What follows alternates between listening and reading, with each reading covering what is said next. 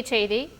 பள்ளி கல்வித்துறை செயலாளரிடம் மகாவிஷ்ணு விவகாரம் தொடர்பாக நாளை விசாரணை அறிக்கையை சமர்ப்பிக்க பள்ளி கல்வி இயக்குநர் கண்ணப்பன் இருப்பதாக அண்மை தகவல் கிடைத்திருக்கிறது. இது தொடர்பான மேலும் விவரங்களை தருவதற்காக செய்தியாளர் சங்கரன் இணைப்பில் இருக்கிறார். சங்கரன், வணக்கம். தற்பொழுது மகாவிஷ்ணு விவகாரம் தொடர்பாக நாளை விசாரணை அறிக்கை சமர்ப்பிக்க உள்ளதாக தகவல் கிடைத்திருக்கிறது. இந்த தகவல் தொடர்பான மேலும் விவரங்கள் என்ன? வணக்கம். மகாவிஷ்ணு சர்ச்சை சொற்பொழிவு விவகாரம் தொடர்பாக பள்ளிக்கல்வித்துறை இயக்குநர் திரு கண்ணப்பன் 3வது நாளாக அந்த விசாரணையை நடத்தி வருகிறார். ஏற்கனவே 2 அந்த பள்ளிகளைச் சேர்ந்த தலைமை ஆசிரியர்கள் உள்ளிட்ட பலரிடம், அதே போன்று சென்னை மாவட்ட முதன்மை கல்வி அலுவலர் மார்க் மற்றும் தென் சென்னை மாவட்ட கல்வி அலுவலர் சரஸ்வதி உள்ளிட்டோரிடம் நடந்தது என்ன என்பது தொடர்பாக பள்ளிக்கல்வி இயக்குநர் கண்ணப்பன் விரிவாக ஒரு விசாரணையை நடத்தியிருக்கிறார்.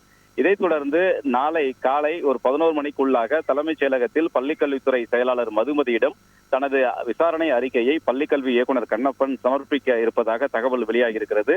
அந்த விசாரணை அறிக்கையில் நடந்தது என்ன, இதற்கு யார் அனுமதி கொடுத்தார்கள் என்பது உள்ளிட்ட பல்வேறு விவரங்கள் அந்த விசாரணை அறிக்கையில் இடம்பெற இருக்கின்றன.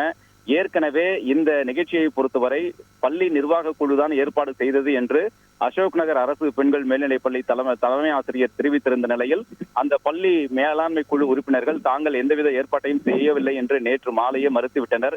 இந்த சூழலில் இந்த 2 பள்ளிகளிலும் நடந்த நிகழ்ச்சிக்கு யார் பொறுப்பு என்ற கேள்வி எழுந்திருக்கிறது. இது தொடர்பாக நடத்தப்பட்ட விசாரணை அறிக்கையை நாளை அவர் தாக்கல் செய்கிறார். அந்த அறிக்கையின் அடிப்படையில் துறை ரீதியான மேற்கொண்டு பல்வேறு நடவடிக்கைகள் எடுக்கப்படும் என்றும் தகவல்கள் வெளியாகியுள்ளன.